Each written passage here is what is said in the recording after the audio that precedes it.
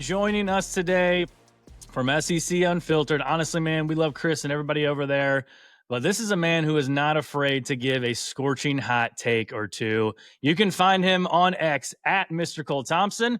It's Cole Thompson. Welcome into the show, buddy. I don't know if that's a good thing or not, boys. Like, if I'm giving scorching hot takes, that either means I'm right on the money or I am dead wrong and I'm going to be on freezing cold takes tomorrow. But no, I love your show, guys. I really do. Like, when you guys reached out, I was beyond excited to come on. I'm always for independent podcasters that continuously want to see this platform grow. And you guys have been one of my favorite listens in the last month or so. So for anybody that checks out SEC Unfiltered, make sure that you guys follow the Always Talking Ball podcast. They do great work over here.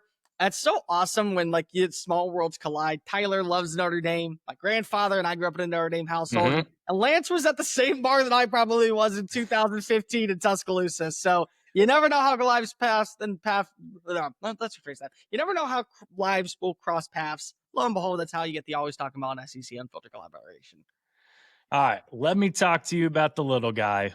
Okay, I'm gonna really test your SEC knowledge, and I mean, guys, if you aren't tuning into SEC Unfiltered, like these guys know SEC ball. Okay, they were the giant killers last year. Okay, yes, that's right. I'm talking about the Vanderbilt Commodores. Oh yeah, okay? here we go. Yes, this one. I mean, over under win total of 4.5. Have you guys watched Any Given Saturday on Netflix? Which, by the way, features our guy Cole here and the rest of the guys at SEC Unfiltered. They are the number one team in the SEC in returning production. They rebuilt that entire offensive line to help the run game. I'm taking the over 4.5 because this is just a bet on Diego Pavia. Just the way that Clark Lee has transformed his alma mater into a team that you now have to be worried about going to Nashville and playing them a little bit after what they did to Alabama last year. And that's what one game can change the face of a program. It could change the trajectory of a program like that. Yeah, they weren't that solid in the 2 deep last year. So down the stretch, they faltered and losing 4 of the last 5 games. I mean, one was a 3-point loss to Texas at home, and one was a 7-point loss on the road in Baton Rouge. Like, they're not terrible Vandy losses like they've had in the past. They get Chuck South, they get Utah State, and they get a revenge game. Think about that, a revenge game against Georgia State at home this year to start off the year. So should be 3 W's right there. Kentucky at home in November.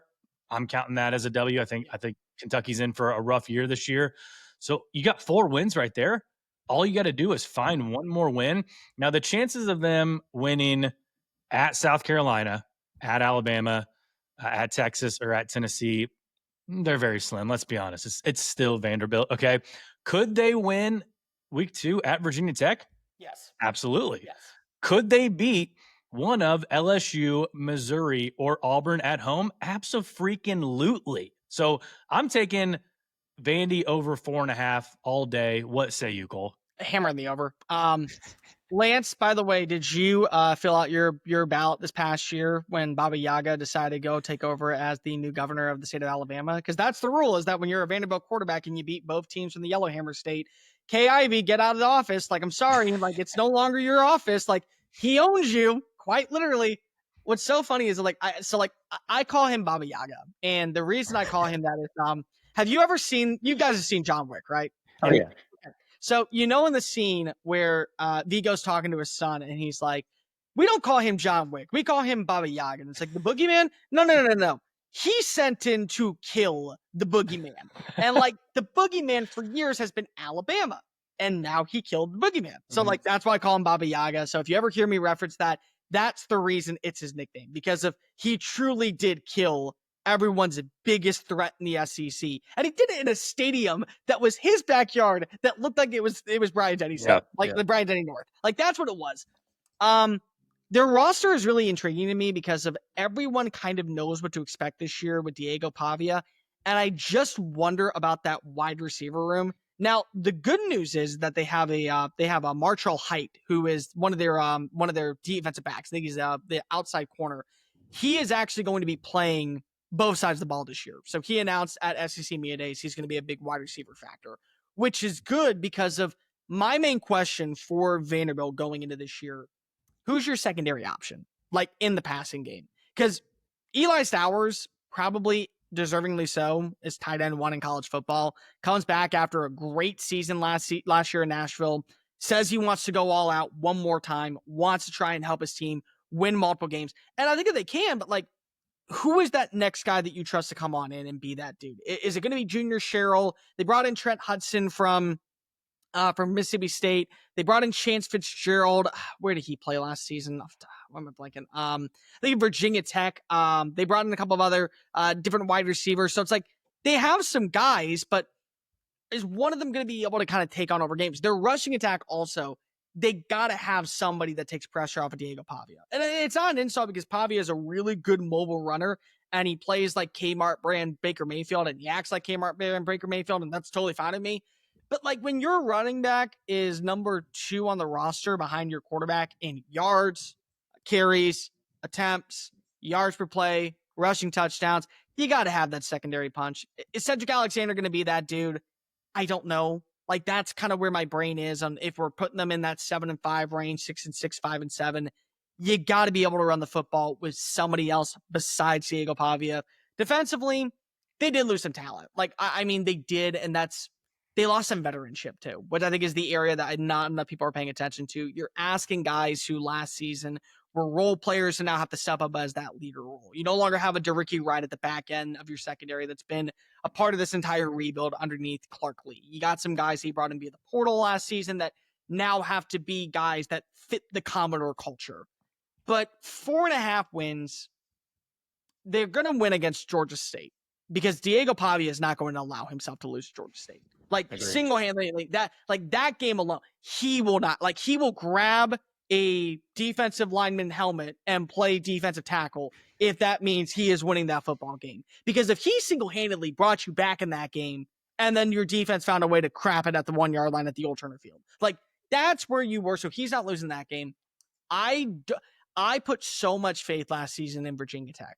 Like I had Virginia Tech in the college football playoff. That was my big, bold prediction, 97% returning production, Kyron Jones, all that, and they crapped the bet against a team that was playing in a stadium that at the time they had to stop renovating so a football game could be played, and they lost in overtime.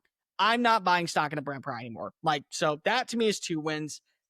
One of my bold takes this year is that after the Auburn game, Hugh Freeze is fired because of you lose 4 times to Diego Pavia.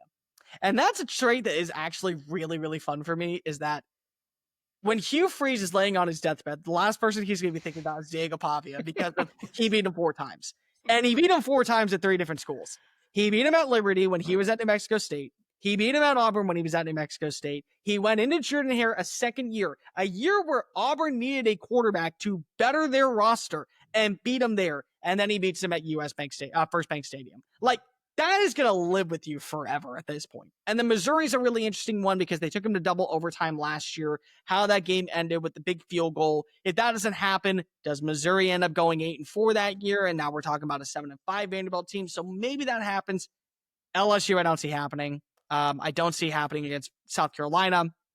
I don't think it happens against Alabama's not happening for sure. Like, I can tell you, speaking to people in Tuscaloosa, that game has been circled for a year in big, big, big red permanent marker, Diego Pavia written all over the locker rooms, like the blood of like a calf that you're sacrificing has been thrown all over the Nick Saban statue. Like it's there with his name. Like they are not losing that. They would rather lose to Auburn on another pick 6 than lose to Diego Pavia. So they're not. When did you ever think that would be the case? They would be circling Vandy on their schedule. It shouldn't be that way, but like it kind of has to be because of what happened last year. Yeah. So yeah. That's going to be one that I think you have to look at. I still think they're going to get to 5-7 at least. So I would hammer the over. They're going to win a game that we're not expecting right now. Right. Now that's the thing. Which is it? And that's going to tell you a lot about where these rosters are that you're kind of considering. Hey, are they players or not? Tennessee, what are they going to be? What's going to be South Carolina this year? Because like I'm really high on South Carolina, but should I be? Should I not be? Kentucky, I completely agree with you. Like I left Atlanta already not feeling confident in Kentucky. I can tell you right now, the one program that had no juice at all that day, like going through the motions, get in, get out, I don't want to be here, was Kentucky. That was the only one I felt about. So they should win that one.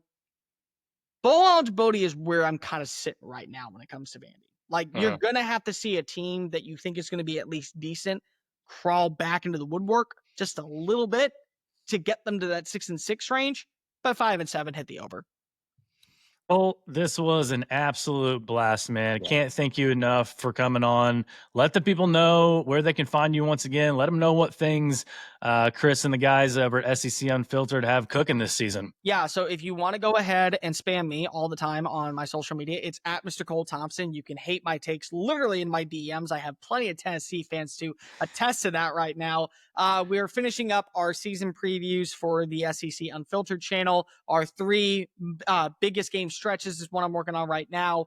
X Factor players are coming out next week. The actual predictions are coming out later on this week. My actual explanation video just dropped recently on the top 25 teams for 2025, in my opinion, going into this year. We have our college football playoff selection show on Monday. If you want to check that out, Chris and I will be unveiling our 12 teams. And we got a bunch of other content that's going to be bleeding out the eyeballs, especially when it comes to season previews, because we do all 16 teams. We do all reactions. We do Sunday Fun Day every single week. We have 2 live streams at 8 o'clock every single Monday and Thursday, so check it out there. And as always, if you want to give me a follow, it's at Mr. Cole Thompson on social media. I'm basically there everywhere, except on TikTok, which is at Cole Thompson CFB. Because somebody, and I don't understand this, and it pisses me off, who is going by Mr. Cole Thompson? Like, honestly, who stole my mononym? Like, who did that? Because that's what I've been known as for the last 8 years on social media. And somebody decided to steal it from me on TikTok. Well, good stuff, man. Appreciate you coming on, man. We already can't wait to have you on again sometime. Appreciate you guys listening in, man. We know it was a little bit of a longer episode, but this is the SEC, and we just, it just means more, like the moniker says. So, again, subscribe on Apple, Spotify, YouTube. Follow us on Instagram, TikTok, and X. For Cole Thompson and Lance Barton, I'm Tyler Noe. Take care. Have a great rest of your day, and we will see you next time.